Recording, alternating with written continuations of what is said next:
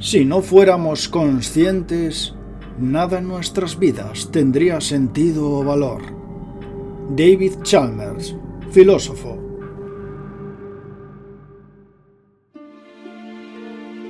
La magia de la vida.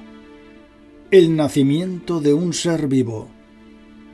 Una vida que se va a desarrollar con el paso del tiempo, seguramente no exenta de sufrimiento, dolor y supervivencia.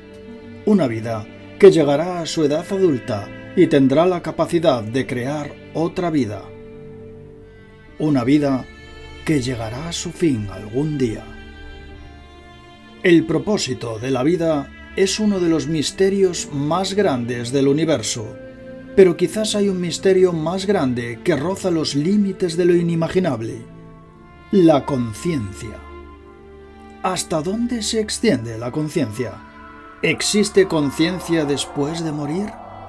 A continuación veremos hasta dónde sabe la ciencia sobre este tema y seguidamente atravesaremos los límites de la física para llegar al posible fondo de la verdad, basándonos en las investigaciones más actuales que ahondan en la física cuántica para explicar la conciencia.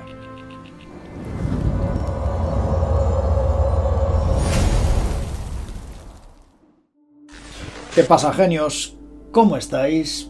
Espero que bien, porque hoy vamos a atravesar los límites de lo increíble para tratar de responder una de las preguntas más extraordinarias que jamás se han formulado.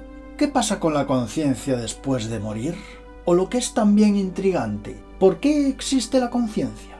¿Cómo podemos realmente explicar la conciencia? ¿Trasciende al más allá cuando morimos o no? Bien, lo primero que tenemos que tener claro para responder todas estas preguntas es saber qué es la conciencia realmente. Bien, para la ciencia en general, la conciencia es tener conocimiento de sí mismo y de su entorno, y tener una recepción de estímulos del interior y del exterior por parte de un organismo. Bien, ese término en filosofía se refiere a un estado en el cual un ser es consciente de algo externo a un estado dentro de sí mismo. Un ser que tendría, digámoslo así, la habilidad de experimentar o de sentir. Lo que está claro es que hasta hoy, hasta el mismo día de hoy, de este programa, no hemos podido conseguir que una computadora, por muy avanzada que sea, por muy avanzada, imite pues esas sensaciones, no. Ni siquiera una computadora podría pasar el llamado test de Turing, que fue una prueba creada por el informático y matemático Alan Turing, y que consiste en hacer un examen de la capacidad de una máquina para exhibir un comportamiento inteligente similar al de un ser humano, o cuando menos indistinguible de este. Hay que decir que hemos avanzado enormemente en el tema de la inteligencia artificial, eso no cabe la menor duda. La creación de chatbots, inteligencia artificial que sea incluso capaz de crear artículos completos de forma similar a lo que lo hace un humano, está al orden del día. Sin embargo, cuando conversamos con un robot muy avanzado, da igual lo avanzado que esté, digámoslo, un robot como Sofía, por ejemplo, aquel robot, ¿no?, que dijo que iba a destruir a los humanos.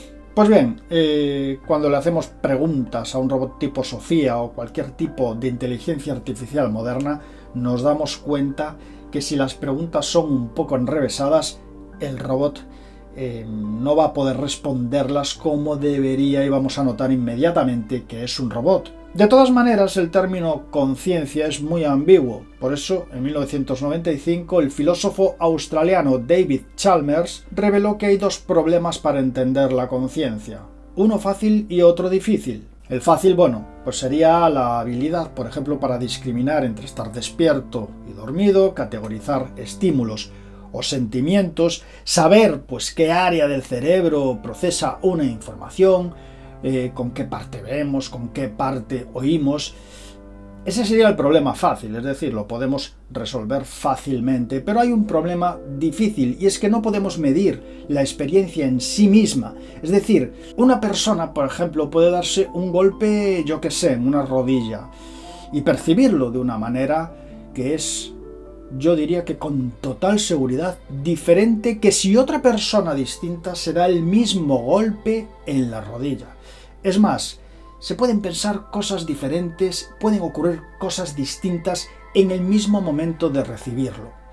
Esto hace a cada persona no solo consciente, sino únicamente consciente. Pero fijaos, porque un problema aún mayor es cuando nos trasladamos al mundo animal. ¿Somos nosotros los únicos seres totalmente conscientes? ¿Somos los únicos en tener esta conciencia tan especial? ¿O es que hay niveles de conciencia? Estas preguntas, que son aparentemente muy complicadas, fueron abordadas por una multitud de investigadores, por ejemplo el neurocientífico estadounidense Christoph Koch. Este hombre dijo que la creencia de que solo los seres humanos son capaces de experimentar cualquier cosa de forma consciente es absurda, y hasta que se demuestre lo contrario, todos los organismos vivos tendrían la sensación de estar vivos. Claro está, no todos los sentirían de la misma forma, evidentemente. No lo percibimos igual nosotros que lo puede percibir, por ejemplo, un gusano. Un gusano puede tener la sensación de lo que es estar vivo, pero es una sensación mucho más vaga. Esto tiene su sentido, ya que no todas las criaturas tienen todos los sentidos que tenemos nosotros, oído, vista, es decir, no todas las perciben de la misma manera. Sin embargo, todos son capaces de tener al menos algunos sentimientos subjetivos. Bien, llegados a este punto se me ocurre que seguramente habrá niveles de conciencia, una manera de que el ser vivo más elemental tenga un nivel básico y que cuanto más complejo sea un ser vivo y más capacidad tenga de interactuar con su entorno, más consciente de sí mismo es. Por ejemplo, un alienígena que tenga la capacidad de visión remota, que tenga telequinesis y que capte el mundo de formas absolutamente increíbles, será mucho más consciente incluso que nosotros. Todo esto respecto a la vida. Pero, ¿y después de la vida? Pues bien, según algunos estudios científicos, gran parte de los fenómenos, como por ejemplo el túnel de luz que ven muchas personas al final de su vida, están vinculados a cierta actividad cerebral que puede persistir incluso 10 minutos después de fallecer, lo cual indicaría que la conciencia persiste un tiempo en el cuerpo, pudiendo dar esa sensación, inclusive muchas otras. Un caso desconcertante, por ejemplo, fue descrito en un estudio realizado por científicos de la Universidad de Southampton, en donde se analizaron 2.000 pacientes que sobrevivieron a ataques cardíacos. Fijaos, un 2% tuvo experiencias extracorpóreas. Sin embargo, hay un caso muy curioso, y fue el caso de un hombre de 57 años, que describió con exactitud lo que había sucedido en la sala de emergencias mientras su corazón se había detenido por completo. Esto confirmaría incluso que la conciencia continúa minutos después del fallecimiento, y que además podría tener alguna conexión con fenómenos desconocidos que permiten saber lo que ocurre fuera de la habitación, incluso del hospital, con extraordinaria precisión. Yo me pregunto, ¿es que de alguna manera estamos conectados al universo y solo lo podemos ver cuando esa línea, ¿no?, la línea entre nuestro cuerpo y el final de la vida, se hace muy fina? Ya hemos contado, la verdad, más veces la investigación realizada por los científicos Dirk Meyer y Hans Gressing de la Universidad de Groningen en Países Bajos, ¿no?, que teoriza que nuestro cerebro está vinculado al resto del universo a escala cuántica. Si esto es cierto, cosas como el entrelazamiento cuántico o la conexión de nuestro cerebro con el exterior no sería un problema. Viéndolo de esta forma, se podría decir que el universo pues ha evolucionado, ¿no?, para acabar en seres que sean conscientes de sí mismos y que el fin último es que interactúen entre sí como un todo y que a la vez interactúen con el todo, con el propio universo. Llegados a este punto y dejando volar un poco nuestra imaginación, da la sensación de que la afirmación de que nuestro cuerpo es la cárcel del alma pues tiene más sentido de lo que parece. Fijaos solamente que a medida que nos vamos más hacia atrás en el nacimiento, todos nos vamos pareciendo más. Llega un momento que cuando somos bebés muy pequeños, somos todos iguales. Es como si no sé, como si fuéramos meros contenedores de ese alma, ¿no? Ese alma que podría ser parte de una conciencia universal. Y fijaos que tiene cierto sentido, ¿no? Es como si el universo fuera como una especie de conciencia global que estuviera conectada de alguna manera desconocida hasta la fecha con la nuestra. Y esto además es que se puede equiparar, porque fijaos, si tenemos que este es el tiempo y este es el tamaño del universo, y el universo comienza aquí y hace así, fijaos que cuanto más crece el universo, cuanto más complejo se hace el universo, fijaos que es como si más almas aparecieran, es como si la consciencia se hiciera más grande.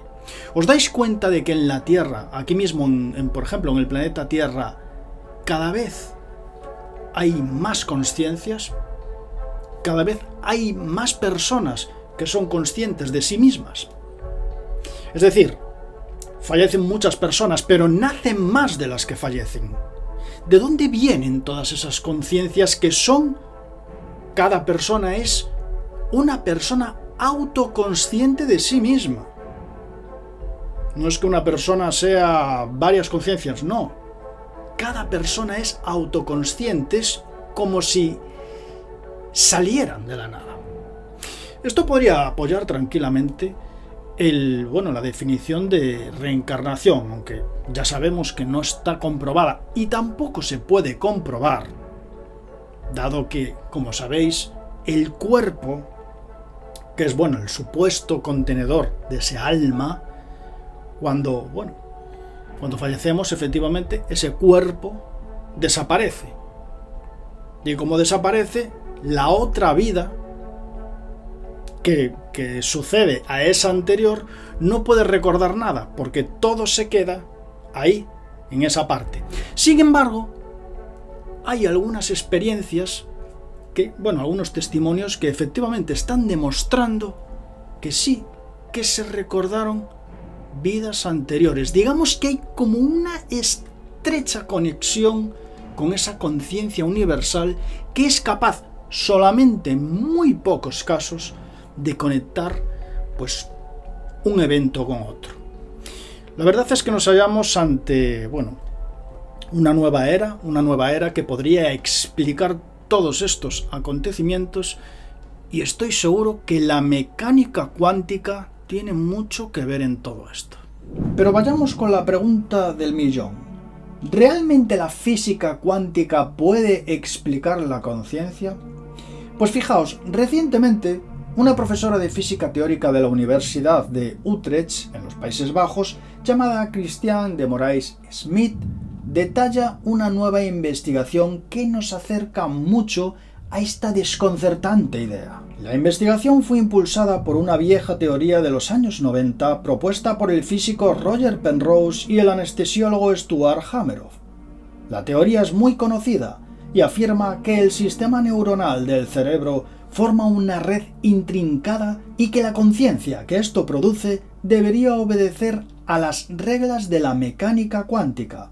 Una teoría que determinaría cómo se mueven las partículas diminutas como los electrones. Esto, como explican Penrose y Hameroff, podría explicar la misteriosa complejidad de la conciencia humana. Claro, muchos científicos no creen en esta idea porque hasta donde se sabe la mecánica cuántica solo funciona bien en sistemas de temperatura muy baja. Hablamos de sistemas de temperaturas de menos 272 grados centígrados, es decir, temperaturas muy bajas.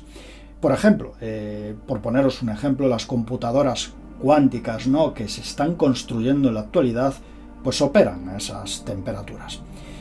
Entonces, cuando la temperatura es similar a la que tiene nuestro cerebro o nuestro cuerpo, las leyes de la física clásica, digámoslo así, se deberían de hacer cargo y no entraría en juego la cuántica.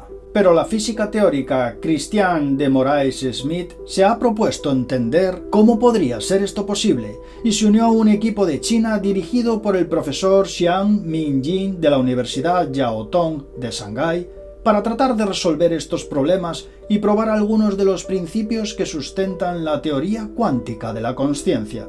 Estos científicos recrearon en el laboratorio cómo partículas cuánticas podrían moverse en una estructura compleja como el cerebro.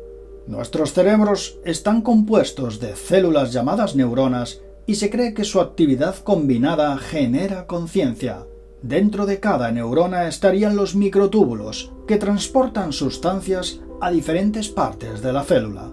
La teoría de Penrose-Hameroff de la conciencia cuántica sostiene que esos microtúbulos están estructurados en un patrón fractal que permitiría que ocurrieran procesos cuánticos. Los fractales son bien conocidos. Son estructuras que no son ni bidimensionales ni tridimensionales, sino que tienen un valor fraccionario intermedio.